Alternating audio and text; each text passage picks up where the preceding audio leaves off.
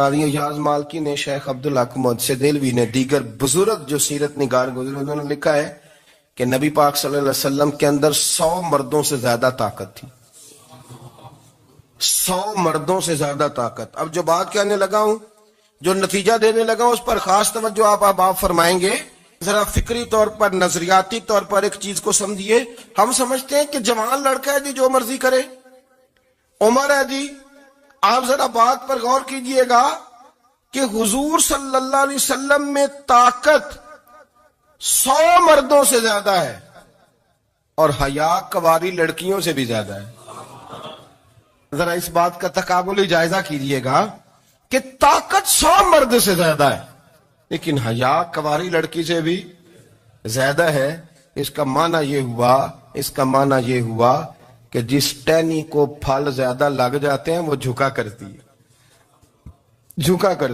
تو حیا تو حسن ہے، حیا تو آپ کو پاک صاف کرے گا، حیا تو آپ کو نرالا کرے گا، انوکھا کرے گا. وہ ہمارے ایک دانشور ہیں، تو مضمون لکھا، کئی باتیں بڑی پسند آتی ہیں. وہ کہتے ہیں کہ میری اہلیہ، ان کو بھی کسی نے مس گائیڈ کر دیا تھا، حالانکہ اچھی خاتون ہے، کسی نے مس گائیڈ کر دیا.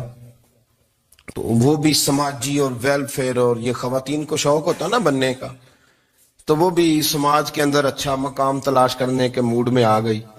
تو کہیں ایک دن جانا تھا تو بڑی بن سور کے میرے ساتھ وہ گاڑی میں بیٹھ گئی. تو میں گاڑی میں، عورتوں کو یہ بھی مسئلہ ہوتا ہے نا کہ ہماری تعریف کرو، تو کئی دفعہ بعد مردوں بیچاروں کو جھوٹ بولنا پڑتا ہے، تو زبردستی کراتی ہے نا جی. تو اس میں گنجائش بھی دی ہے شریعت نے گنجائش دی ہے کہ کبھی بیوی کو راضی کرنے کے لیے خلاف واقعہ بات کرنی پڑے تو کر لینی چاہیے. تو وہ کراتی بھی ہیں. 3 موقع پر خلاف واقعہ بات کرنے کی اجازت ہے. واقعے کے خلاف بھی آپ بات کر سکتے ہیں. جنگ کے موقع پر 2 لوگوں کو صلح کرانے کے لیے اور بیوی کو راضی کرنے کے لیے کر لیں کوئی ایسی بات، بے شک اپنی طبیعت پہ جبر کر کے کر لے، گنجائش ہے، اجازت ہے. تو وہ کہتے ہیں جب وہ گاڑی میں میرے ساتھ بیٹھی بن سور کے، تو وہ تقاضا کرنے لگی کہ میں نے بڑے اچھے کپڑے پہنے ہیں پر آپ نے توجہ نہیں کرائی. وہ سیانا بندہ تھا، وہ چاہ رہا تھا کہ میری خاتون سمجھ جائے. وہ کہتے ہیں مجھے پتا تھا کہ بیچاری مس گائیڈ ہو گئی ہے، دل کی بڑی اچھی ہے، سیانی ہے، لیکن اس کو کچھ خواتین نے، کچھ لوگوں نے مل کے اس کو ذہن غلط کر دیا ہے کہ سماج میں نکلو، باہر جاؤ، کام کرو، فلاں کرو، اپنی مرضی سے جیو. تو میرے ساتھ گاڑی میں بیٹھی کہیں جانے کے لیے، تو مجھ سے کہنے لگی کہ آپ نے میری طرف توجہ ہی نہیں کی، آپ نے کوئی ذکر ہی نہیں کیا کہ میں کیسی لگ رہی ہوں.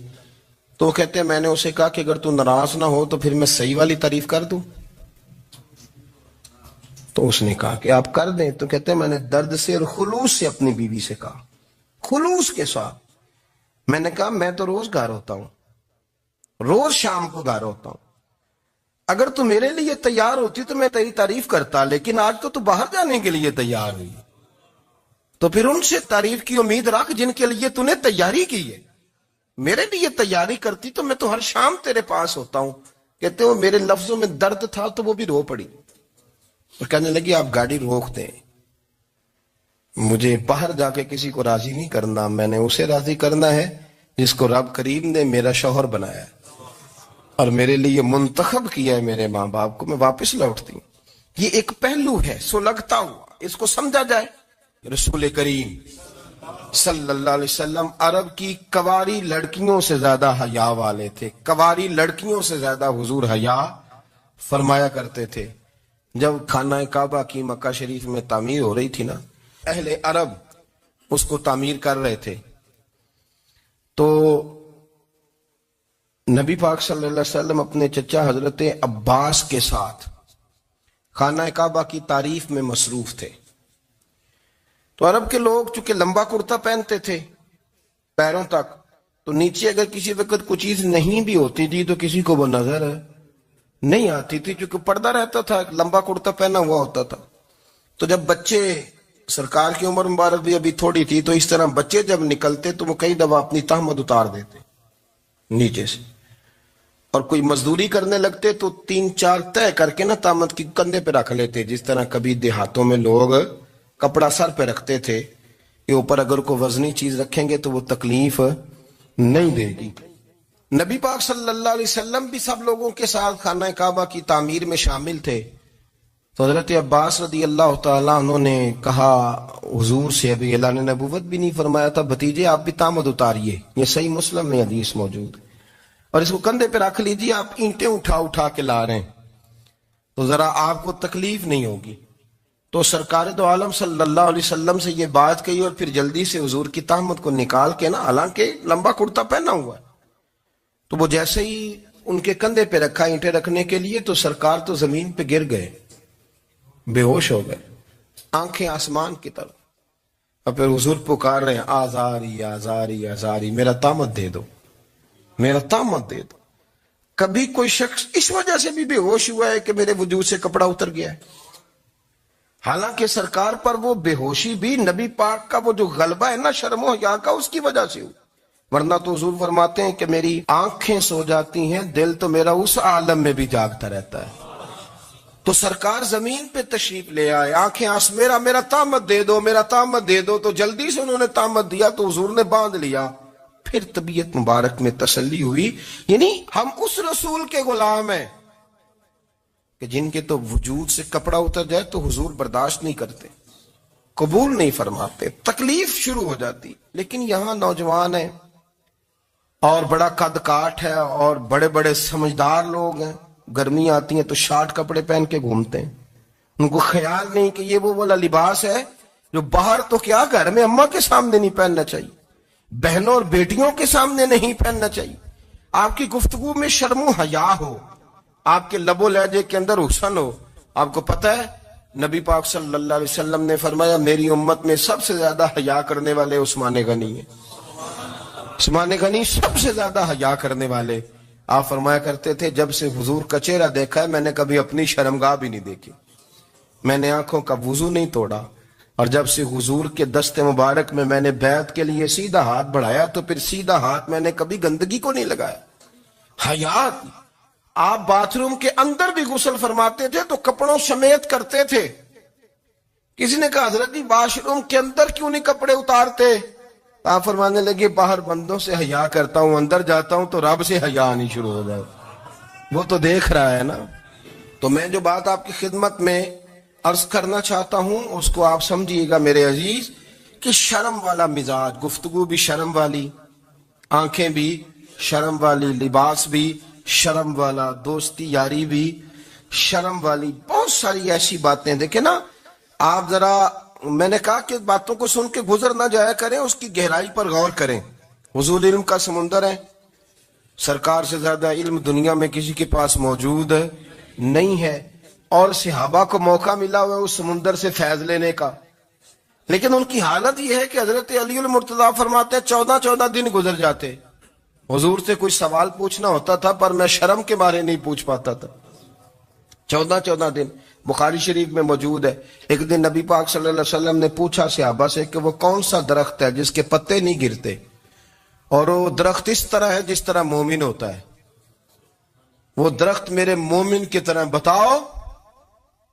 حضرت عبداللہ ابن عمر فرماتے مجھے پتا تھا کہ وہ کھجور کا درخت ہے، لیکن چونکہ ابو بکر صدیق بھی بیٹھے ہیں، عمر فاروق بھی بیٹھے ہیں، مولا علی بھی بیٹھے ہیں، عثمان غنی بھی بیٹھے ہیں، اتنے جید لوگ بیٹھے ہیں، تو مجھے حیا آتی تھی کہ میں کیوں جواب دوں. کہتے ہیں سرکار نے کئی دفعہ پوچھا، لوگوں نے کئی اور درخت بتائے پر فرمایا تمہارا جواب درست نہیں ہے. آپ حیا کے اس پہلو پر غور کریں کہ سوال کا جواب آتا ہے، سوال کا جواب، یعنی مجھے سوال کا جواب آتا اور پھر میں دوں نہ، مجھے بدعزمی نہ ہو جائے گی. یہ کیسے ممکن ہے کہ میری رات گزر جائے، مجھے پتا بھی تھا اور میں نے بتایا نہیں. بہت سارے لوگ آ کے بہت ساری باتیں بتاتے ہیں، بہت ساری باتیں وہ سمجھاتے ہیں، تو ہم غور سے ان کا چہرہ دیکھنے لگ جاتے ہیں، کہتے ہیں یار اس کا تو دعویٰ تھا کہ میں سمجھنے آتا ہوں، تو یہ تو ہمیں سمجھا رہا ہے. چلو الحمدللہ ہم سمجھنے کو تیار ہیں. لیکن میرے عزیز پتہ بھی ہے جواب کا، علم بھی ہے، لیکن فرماتے ہیں میری حیا نے مجھے اجازت نہ دی کہ میں جواب دوں. آپ فرماتے ہیں پھر حضور سے صحابہ نے عرض کی کہ یا رسول اللہ آپ ہی بتا دیں وہ درخت کون سا ہے. تو حضور نے فرمایا بھئی وہ کھجور کا درخت ہے. تو آپ فرماتے ہیں میں دل ہی دل میں کہہ رہا تھا کہ الحمدللہ میرا جواب درست ہے. حالانکہ میں نے جواب دیا ہی نہیں. تو لفظوں میں حیا، جملوں میں حیا، آنکھوں میں حیا، اٹھنے میں حیا، بیٹھنے میں حیا، چلنے میں حیا ایک خوبصورت حسن ہے. اور نبی پاک صلی اللہ علیہ وسلم نے فرمایا جب تو بے حیا ہو جائے نا پھر تو آزاد ہے، پھر تو جو مرضی کا، پھر تو جو. اس لیے بزرگ جب کسی کو بے حیا کہتے تھے نا، اللہ اکبر، اور جب کسی کو کہتے تھے نا یہ بے حیا ہے تو لوگ سمجھتے تھے کہ کوئی ہلکی سی بات کر دی ہے، لیکن ان کا معنی یہ ہوتا تھا کہ بس بھائی اب اس کے ساتھ کوئی کلام کرنے کی ضرورت ہے، اس کو اب اصلاح کی ضرورت نہیں، یہ بے حیا ہے. کیا معنی؟ کہ اب یہ جو اس کے دل میں آئے گا وہ کرے گا، جو اس کی طبیعت چاہے گی وہ کرے گا، اب یہ کسی پہلو بھی قابو آنے کو تیار ہے، بے حیا ہو گیا. بے حیائی بہت بڑا عیب ہے.